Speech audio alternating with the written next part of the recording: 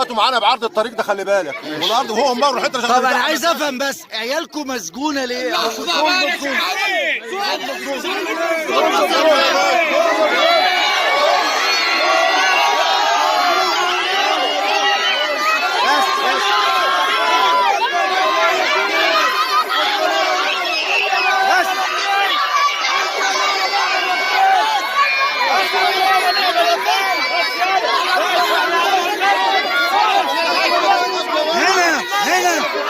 هنا من الفقهاء.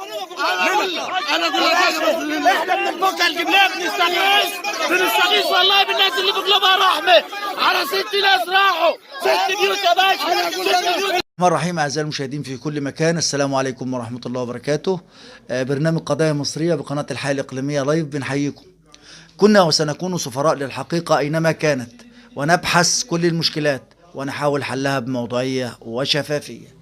مشكلة اليوم مشكلة عصيبة وصعبة جدا جدا جدا، قابلنا فيها في الفقهاء القبلية، قابلنا بلد بالكاملة بتستغيث. هنطلع معاكم دلوقتي مع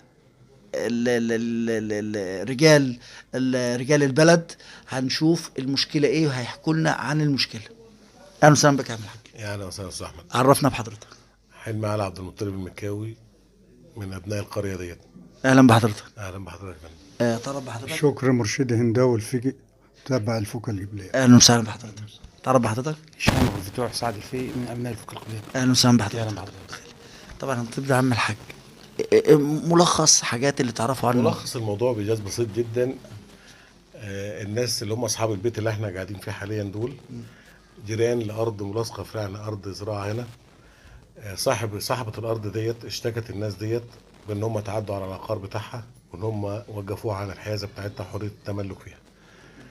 وفصل بينهم القضاء، وجت لجنه من المحكمه وعملت رجم وادوا لكل واحد حقه، وتم الفصل بينهم بكل الطرق يعني. خلاص الموضوع، الجانب ده اتراضى والجانب ده اتراضى، ومفيش اي خلاف نزاعي بينهم على الاطلاق يعني. بعد فتره من الفترات فوجئنا ان في ناس من المباحث جايه بتقبض على اصحاب البيت دول. خدوا واحد منهم الابن الصغير وما لقوش اصحاب البيت موجودين ومشوا. طلعنا كالعاده ان احنا بنطلع نتحرك ورا الناس بنشوف في ايه. قالوا ان هم مرفوع عليهم قضيه وواخده حكم مستأنف وعليهم احكام منفذه. ليه يا جماعه؟ قالوا في الست رفع عليهم قضيه بان هم خلعوا الرجم ودخلوا الارض وواقفين الارض عن الحيازه وما بيزرعوش ارضهم ومغتصبين الارض بتاعت الست دي. بالفعل ابتدينا كلنا نيجوا البلد تاني ونشوف ايه الموضوع ده، هل صدر الموضوع ده يا جماعه؟ ما فيش. رحنا لاصحاب القضيه نفسهم، ليه يا جماعه فيه؟ انتوا خلصتوا النزاع اللي بينكم وبين بعض، ليه واصلين لحاجه زي كده؟ ما فيش اي حاجه. والناس دي لا جالها اختراط من المحكمه ولا جالها اي انذارات ان في قضيه شغاله ولا اي شيء على الاطلاق. وده كان اغرب شيء بالنسبه لنا. احنا سمعنا الناس ديت بهدوءها وبسكونها كده داخل البلد ديت، اتفاجئوا ان هم داخلين في حيطه سد، ان هم محكوم عليهم باحكام منفذه. بالفعل لما المحامي بتاعهم عرف القضيه عرض لهم في الموضوع، وعملوا تحريات وعملوا معاينات من الزراعه عشان تفصل ما بين الطرفين. الست نفسها صاحبه الارض اللي شاكه اللي هو ابنها قائم على الموضوع ده، عمل معاينات من الزراعه ومن اللجنه الزراعيه والجمعيه الزراعيه، وجات نفت اللي هم بيقولوه ان فيه. قالوا ان الست حايزه على ارضها وهي المتمتعه بادارتها كافيه، وان مفيش تعدي على الارض الزراعيه، وان الرجم موجوده، 3 رجم موجودين على ارض الواقع. ودي معاينات من خلال الجهات الحكوميه، مش من خلال احد الاطراف ولا شهود في البلد يعني. حتى المعاينات اللي الست قدمتها للناس للمحاكم واللي احنا جبناها عشان يقدموها للقضاء بتقول نفس القصه وبتقول نفس الكلام، ان مفيش نزاع قضائي بينهم، وان محدش معتدى على الست دي في ارضها ولا مغتصبها، وان هي بتنعم بارضها ومفيش اي حد معتدى عليها، وان الرجم موجوده ولم يتم ازالتها. دي المعاينات اللي حصلت من الجهات ديت واللي حصلت من الجهات ديت يعني. كله بيقول ومجمع بجمع الاراء، حتى اهل البلد ككل يعني بيقولوا فعلا ان مفيش اي خلاف بين الناس ديت يوصلهم للموضوع ده، وان مفيش تعدي من طرف على الطرف التاني. بالفعل المحامي حتى لما دخل بالستة اللي هم متهمين، داخل ومعاه اوراقه بيقول ان انا يا جماعه اهل البلد واخد شهود واخد كل حاجه، ودخل المحكمه بالستة عشان خاطر ان هو القاضي هيسمع لهم. بالفعل دخل وقدم اوراقه وواخد شهود المحكمه، وانا كنت من ضمن الناس اللي حضرت الجلسه ديت بما اني بتحرك مع الناس ديت في المواقف ديت. ما حصلش سماع شهود لسماع اقوال الشهود، ما حصلش كلام من ده. ايا كان بقى القضاء هو قضاء شامخ وليه علاقاته وليه حرياته وشغله، انا مالناش علاقه بيه. تصرف القضاء ده شيء تاني، ولكن احنا كاهل بلد حاضرين ومتواجدين على ارض الواقع، ما فيش اي اعتداء، وكل البلد بتشهد بذلك. ما فيش اي اعتداء تم من الناس ديت، صحاب البيت ديت او الثلاثه الاطراف الاخرين اللي هم داخلين في القضيه ظلما وعدوانا، اللي منهم اللي كان شغال في القاهره، حتى اللي عامل توكيله عامله من يعني خلال كان في ناس مش موجوده هنا على واتاخد في رجليه. الاطلاق، بدليل ان في ناس منهم عامله التوكيلات بتاعتهم من القاهره من خلال شغلهم وجابوا ما يثبت ذلك، وان في واحد منهم الشخص الثاني شغال في الصحراء. يعني الناس دي ما كانتش موجوده هنا على ارض الواقع يعني نهائيا. حضرتك كنت شاهد الناس دي طبعا مش انا لوحدي يا فندم، انا بتكلم على بلد كامله. حضرتك شفت الناس بره وقمه الظلم اللي الناس حاسه بيه، لان فعلا الناس اللي هي داخل القضيه ديت ناس تشهد لها البلد كلها باحترامهم وادبهم وثقافتهم بين الناس. مفيش اي شيء من الموضوع ده هنا. فعلا جمعنا لجنه من البلد ورحنا للشخص ده نقول له ليه انت عملت كده في الناس دي، دبستهم في حيطه، دي جلسه وبتحكم عليهم بسنتين و50,000. ارضى معانا ان احنا نقعدوا في قاعده عرفيه، ليك حاجه هتاخده، عليك حاجه هتدفعه، وده العرف السائد ما بين الناس. طبعا. خدنا عمده البلد وخدنا كبار البلد من الناس المسنه والناس المحترمه، خدنا حريم من البلد، خدنا ناس من سيدي سالم. رحنا البيه اول ما شافنا في شوارع سيدي سالم طلق صراخ ان انتوا جايين تغتصبوا والدتي، وانا هقول ان انتوا جايين تتعدوا علينا، وان انتوا وان انتوا وان انتوا وان انتوا. الناس استحملت الكلام بتاعه، حتى الناس اللي كانت بتكلمه بوقار، ناس كبيره يعني في سن والدي وفي سن الناس المحترمه، بيقولوا له يعني ما ينفعش منك انك تجابل الناس دي بالشكل، انت من البلد ده عيب، اخضع للناس واخضع للكلام وشوف لو ليك حاجه هتاخده. وكل الناس اللي واقفه 3 عربيات واقفين بيقولوا انت ليك حاجه هتاخده واحنا اللي مسؤولين، هننطلك على ورق. قلت له حضرتك ان ما مشيتوش من هنا هبلغ المركز فيكم ان انتوا جايين تعملوا فينا وتسووا. وانتوا رايحين تقولوا له لو ليك حق زي ما بنتكلم اهل بلد كامله، مش حد طرف في القصه يعني. أيوة. بالفعل راحوا الجلسه يا فندم واتحكم عليهم، والقاضي ايد الحكم بسنتين و50,000. اتفاجئت البلد ان ال6 اشخاص دول، طبعا لو قلنا البيت اللي حضرتك قاعد بتصور فيه حاليا كده في اخ واخوه وابن، ال3 دول حاليا ما عادش خلف الاسوار. عندك هنا في البيت ما فيش غير حريم، لا عندهم اداره ارض زراعيه ولا عندهم اي حاجه من الحاجات ديت. الحريم دي الست دي بتيجي تعذرهم والست دي بتيجي تعذرهم وبيقعدوا معاهم للشكل العامل للحزن ماليهم، لان ما فيش اي استياء منهم تم للراجل ده. اول نص اتكلم معانا به الشخص ده المحترم ان هو اتكلم هناك بيطلب مطالبات بدون قاعده عرفيه، انا اللي انا اقوله تنفذوه لان المحكمه حكمت خلاص، فاصبح الناس ديت تحت ضغط. اتكلم في 3 مليون مبدئيا عشان يفتح الحوار، اتكلم في 100 فدان غلط مين في مين و100 فدان عشان يعملوا له كذا و50 فدان كذا. فالناس الكلام مش كلام بشري، كلام انتقام وكلام على العزبه يعني لو حصل نزلوا بتاع العزبه تشهد على كده كلها وعلى الكلام دي، مش احنا بنتكلموا على عمده بلد وبنتكلموا على كبار بلد وكبار عائلات. طب هو اللي عايز يحكم على البلد وكبار البلد. عدا ذلك ما حدش ليه قرار معانا في الموضوع. اللي راحوا له بالكامل قال لهم نفس الكلام ده، وهم يشهدوا بالكلام ده ويشهدوا بالواقع ان ده اللي حصل كله تزوير في تزوير. راح له اعضاء مجالس الشعب تواصلوا معاه، راحوا البيت رفض يقابلهم، اصروا ان هم يجابلوه مرارا وتكرارا، لان المشكله هنا البلد كلها حاسه بظلم ال6 ايوه احنا شفنا البلد طبعا منهم، حتى في شخص منهم اللي هو ايا كان بدون مسميات، شخص من المحبوسين دول يتعدى ال 55 سنه او 53 سنه، شخص معاق او عامل حادثه ومركب شرايح ومسامير، اب ل6 وهو بنات اللي في البيت 6 بنات وارضه موجوده في هنا، ارضه موجوده هنا. اما تبقى زوجته والست بنات حوالين منه ويقعد بالشكل ده هو وامه والبنات يقعدوا، ده انت في ارض يا اخي اتقي الله في الشكل ده. الناس كلها ما حدش عاد يراعيه متضامنه مع تماما. تمام يا استاذ احمد. بعد كده حاولنا التواصل مع المحامي بتاعه لان شكله محترم، والراجل اثبت حسن نيته وقال ان الطلبات اللي بيطلبها الموكل بتاعي طلبات غير ادميه، فالمفترض ان انتوا تتواصلوا معايا وانا هحاول ان انا اتواصل معاه في حل القضيه دي. خدنا ناس من اهل البلد المحترمه ديت ورحنا له بيته، راجل ضيفنا احلى ضيافه، واتكلم معانا، وكانت بداياته في الكلام مريحه جدا، ان انا ما يهمنيش الا ان احنا فلاحين ونعرفين الاصول، وان احنا لازم ان احنا نشيل الغضاضه اللي ما بين الناس دي وبعضها كاطراف، وان احنا لازم نوصلوا لحل سلمي يليق بالجميع.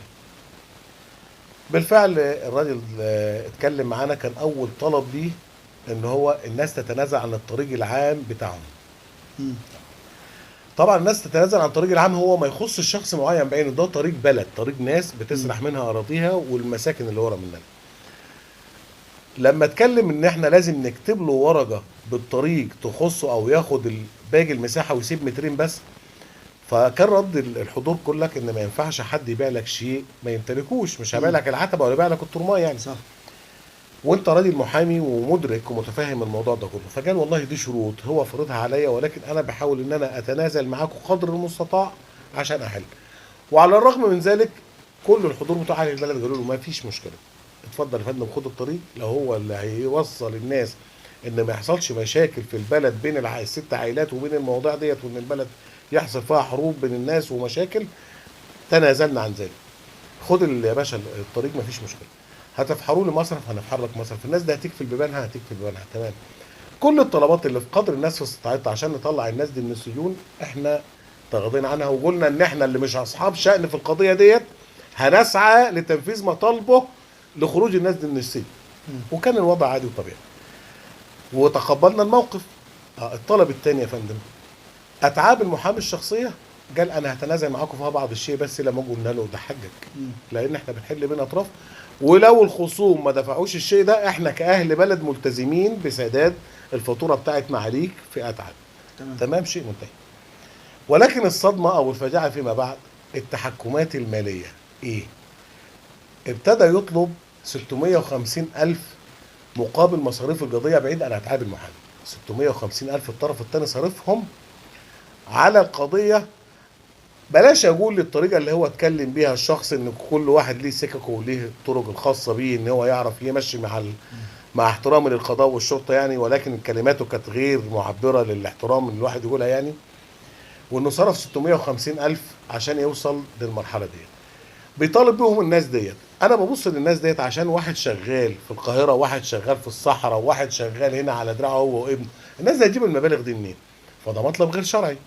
حاولنا ان احنا نتواصل معاه، فقال والله دي الطلبات المفروضه عليا.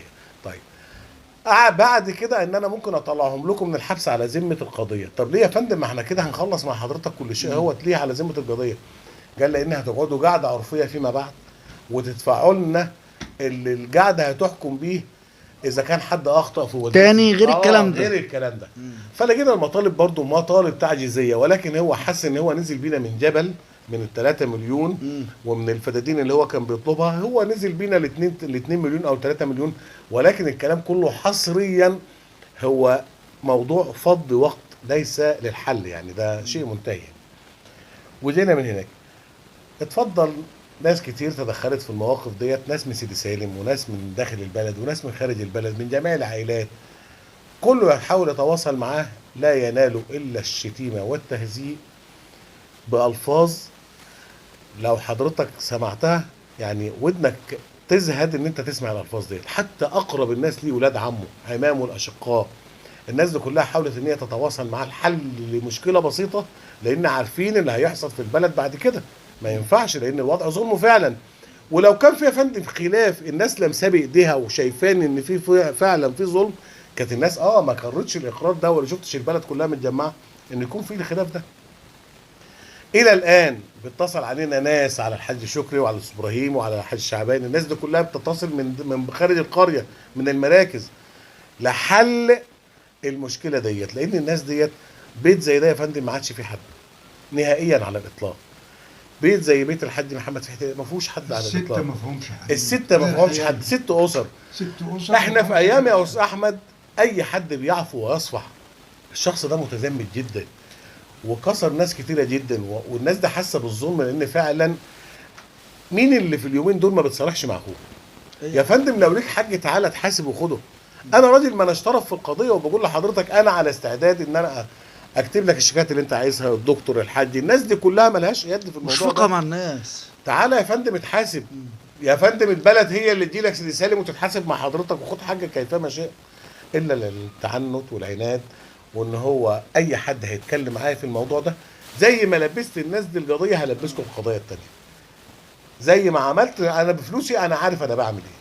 طبعا الجمله ديت بينساق تحتها كلمات كتيره جدا تسوء لمجتمعات او لاماكن ايا كان بقى شرطيه او حكميه. انا ما ينفعش ان احنا نقول الكلام ده ونصدرها في احداثنا يعني. هو ده الوضع اللي احنا وصلنا له يا فندم. استغاثات الاولياء الناس الستات دي لما طلعت من قوه انفجارها ان هم قاعدين وكل شيء امن في البلد، ارضه تحت ايد الناس بتزرعها مأجرينها منهم وبيشتغلوا فيها وزارعين وتمام التمام ومفيش اي مشاكل، والناس بتنعم بارضها 100% مفيش اي مشاكل. لكن لما الستات اللي قاعدين في بيوتهم دول يحسوا بالظلم الواقع عليهم من الناس ومن الشكل ده، وطلعوا يستغيثوا عند المسجد من كام يوم ان في ضغط داخلي في انفجار جواهم ان اهاليهم مش موجودين معاهم في الشهور ديت، اما يكون كل الاسر قاعده ده معاه اخوه ده معاه والده وده معاه امه وده معاه دول، ما فيش اي راجل في البيت يا استاذ احمد نهائيا. الست اسر دول ابو بنات 7 بنات وام مسنه بتعدي 80 سنه وبيتهم في الغيطان كده، يامن ان هو يقعد في الظروف اللي احنا فيها بالشكل ديت؟ بيت زي ده يا فندم ما فيهوش الموظف اللي فيه اترفد بسبب الحكم، والتاني خلاص كان مقدم في معهد شرطه مثلا اتمنع. طب ليه يا فندم الظلم ده واجع على الناس دي بالشكل ده ليه؟ طب مين اللي هيديرهم اعمالهم ديت؟ طب مين اللي هيصرف على كل ده عشان السكه اللي بنتكلم فيها. والسكه يا فندم بقى عايز اقول السكة لحضرتك موجودة. شيء بسيط جدا. لما يكون في عواميد كهرباء اعمده كهرباء احنا نطلعوا من واحنا طلبه وبنروح البلد ما عادتش بتاعت بعمل لها احلال وتجديد بقى لها اكتر من 3 و4 5 مرات. خلي العواميد ديت هي الحد الفاصل بين الناس دي وبين الناس دي. احنا بنتكلموا بالقناعه البشريه مش بالقناعه القضاء ولا بقناعه، بنتكلموا قناعه بشريه احنا بس يعني بعيد عن الاوراق والمحاكم. الاعمده ديت مش هي حد فيصل بين الناس دي وبعضها. طيب الاعمده يا فندم ده تم احلالها وتجديدها اكتر من 3 مرات. يعني المفترض ان اي حد مش العمليه دي تعتبر زي الرجمه بالظبط. الله يبارك في حضرتك. وعلى الرغم من ذلك الرجم اتعملت وموجوده، وحضرتك الناس دي كلها البلد اللي انت شايفها بره دي كلها تقول لك الرجم يبقوا تشاوروا صباعها وما فيش ولا واحده اتحلت من مكانها. طب ليه كل اللي الناس دي واصلاه؟ ليه يا فندم؟ احنا كل يوم بنجري على السكك عشان خاطر نوصلوا للمحامين ونوصلوا لناس تساعدنا في القصه ديت. الناس اهالي سيدي سالم المحترمين، الناس التجار الكبار، والناس اعضاء مجلس الشعب، والناس ممكن اسال كلها حضرتك بتتدخل سؤال فيه. معلش اتفضل. لا اقطعك؟ اتفضل. لو انت مكان الشخص ده اللي هو قائم بالظلم على الناس، تمام. تعمل ايه من وجهه نظرك لما تلاقي بالك كامله جايه لك وتقول لك اصفح؟ يا معلم باشا احنا بنقول احنا في شهر احنا بنتكلم كوجهه يعفو نظر. ويصفح طبعا. انا اقعد واتحاسب. انا لو شخص مش مدان، لو شخص انا عارف ان انا ليا حقي عند الاستاذ احمد، حضرتك اخطات فيا، ابتزيتني، خدت مني حق مش حق معليك، وبتقول لي انا هقعد واتحاسب مع حضرتك، ايه المانع لو انا مش انسان مش بكذب ان انا اقعد واتحاسب يا فندم؟ خد اللي حقك مني زي كيفما شئت وزي ما الناس بتقول، ولا ليا حق عند حضرتك هاخده. ده مش عيب يا فندم، وده العرف اللي ماشي في الدنيا كلها. طب انا هطلع واروح للدكتور. اتفضل يا فندم.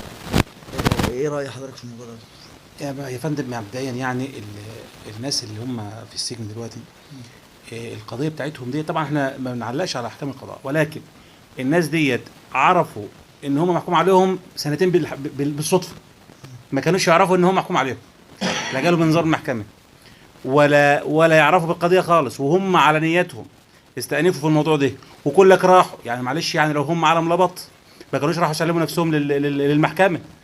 واخد بال حضرتك؟ ان البلد كلها تشهد للناس ديت بالنزاهه والاخلاق والاحترام، ما فيش 2 يختلفوا عليهم، ما فيش 2. ما عمرنا ما سمعنا في حياتنا ان حد فيهم عامل مشكله مع حد، عمرنا ما سمعنا في حياتنا ان هم عمرهم زعلوا حد منهم. والله لو حد غلط فيهم بردوا عليه. كلك انا اعرفهم بالواحد، انا اعرفهم شخصيا، كلك ناس اهلنا واصحابنا وحبايبنا واهلنا ونسايبنا، كلك نعرفهم بالواحد. ما فيش ولا واحد فيهم سمعنا عنه في يوم من الايام ان هو زعل حد فيهم، زعل حد في الدنيا. الناس ديت مسؤولين من اسر، مسؤولين وراهم ناس مسؤوله، وراهم ناس من اهلهم زعلانين ومستائين من اللي بيحصل. القضيه ديت فيها حاجه مش مظبوطه، فيها حاجه غلط. ما فيش حاجه تستاهل ان 6 اشخاص يتحبسوا وياخدوا 2 سنين حبس ويدفعوا غرام واهلهم يتشردوا على حاجه هم ما اعرفش هم يعني بصراحه. مفيش قضيه، مفيش قضيه ثابته لاي شخص. البلد لو سالت ولذلك احنا عايزنا معاليك يا دكتور هشام لذلك سنتين في زي كل 12 سنة. في كل المواقف 12 لو سنة جمعتهم في كل مع بعض. المواقف احنا لو بنتمنى معدوم احنا بنقول فرد واحد فيهم 12 سنة. واخد سنتين. يا استاذ احمد احنا برضو لا ما زلنا حدش الى فينا بيعلق الان على احكام القضاء. لا زلنا الى ما الان القاضي نطلب من بيحكم باللي القضاء شايفه العادل ولو انه لا ينزل ولا خبير الفرد او بقى عليه ينزل كذا. قوه ولا شرطيه دي. او ينزل. ولكن على ارض الواقع يا عم شكري، على ارض الواقع ما حدش فيهم اعترض حد. الارض يجي يستلمها وياخدها كلها، ما حدش اعترضه.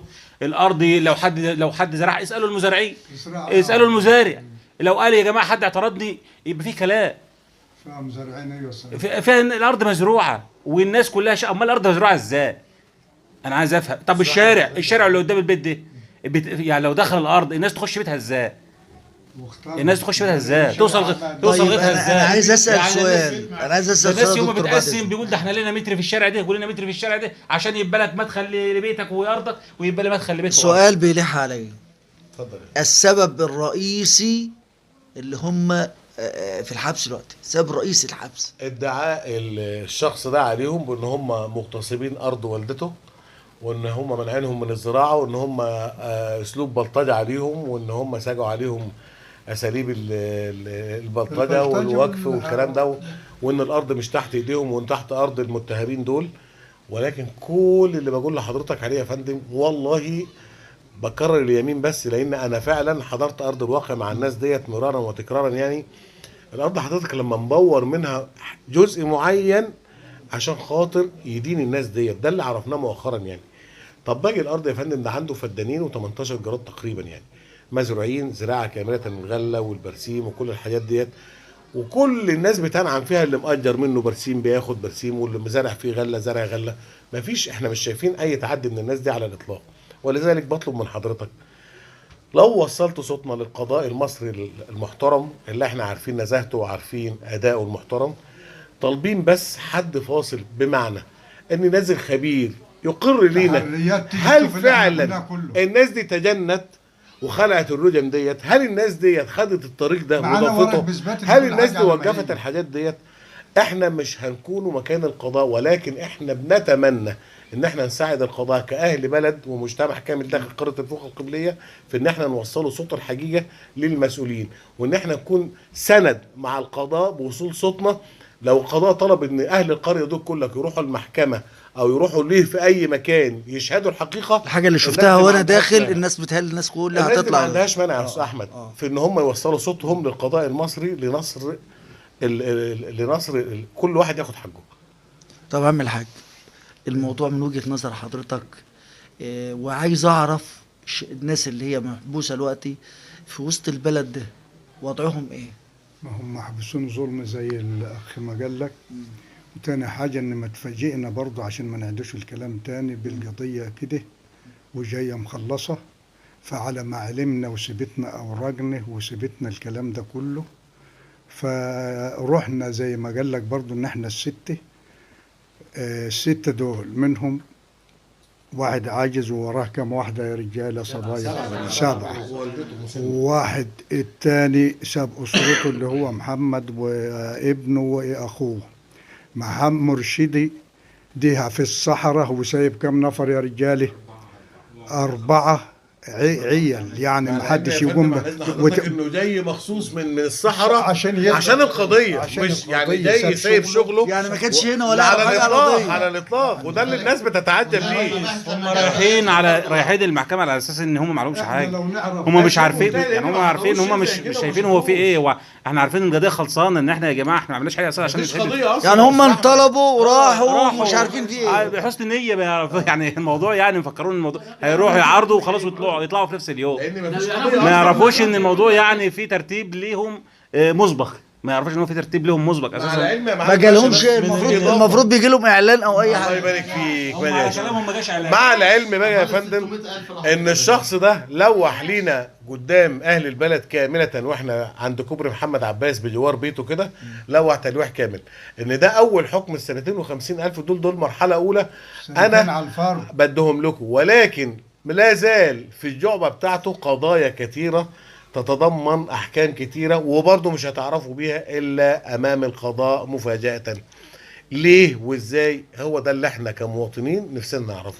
ان شاء الله باذن الله القضاء بتاعنا قضاء طبعاً، ما حدش محترم، كلنا متفقين. ومش هيسمح القضاء ساعة ما يعرف بالكلام ده، مش هيسمح بالكلام ده. وكمان الاستغاثة بتاعتكم دي هتوصل ان شاء الله، وساعة ما هتوصل محدش هيسمع وصول من الناس دي. رأفة بالناس ديت وعلشان خاطر اسرهم، واحنا داخلين على ايام طيبه وكل سنه وانت طيب ورمضان داخل. والله يا جماعه ده في ناس يعني معلش بيحصل مشاكل اكبر من كده على اي حاجه، والناس بتتصالح وبتقعد مع دي. يعني افترض ان هو مفيش مشاكل، بس بقول ساعات يعني لو في ناس بيحصل بينهم وبين بعض مشاكل وبيقعدوا وبيتصافوا، يا اخي ومن عفا واصلح فاجره على الله. لو انت يعني شايف نفسك مظلوم واتظلمت في حاجه، يا اخي انا بناشد الشخص ده، هو برضو من اهل القريه، بناشد ان هو يعني يعفو ويتنازل ويعفو لله ده لو لله. فاكرين ان في اصلا لله. يعني لو ضرر، ولكن احنا يا فندم لا زلنا بنقوله ليك حاج يا فندم، اقعد قدام العالم كله واطلب بيه من الناس ديت، واحنا هنكون سند ليك في حاجك. احنا مش واقفين مع الناس دي تعاطفا ان احنا بنقوله لا ده هم محبوسين هو وخلاص. ياخد حقه، لا هو يا ياخد فندم حقه. ليك حاج لو ليه تعالى حاج خده. ياخده واحنا كلنا معاه، لو أهل ليه حاج البلد دي ياخده، كلها يا فندم. واخد بالك. ولكن ما يستدعيش ان الناس دي كلها اسرها تتشرط ويدخلوا السجن علشان خاطر خلاف بين شخص ومجموعه من الناس. عشان خاطر مفيش حاجة اصلا، ومفيش حاجه ده خلاف، حتى لو عشان خلاف خاطر مفيش حاجة اصلا. مفيش حاجه. احنا ما نعرفش. انا شايف، معلش هستأذنكم، الحاجة ملحة بالكلام، انا ممكن اسمعها. ايوه يا استاذ احمد. بسم الله الرحمن الرحيم. انا تيسير احمد محمد اسماعيل عبد المنعم من عيله الهوارم الاشراف. انا ست صعيديه والله ما اقولها الا الحاج شكري واولاده واولاد اخته احسن عيله في البلد، وعيله محترمه مش بتاعت مشاكل.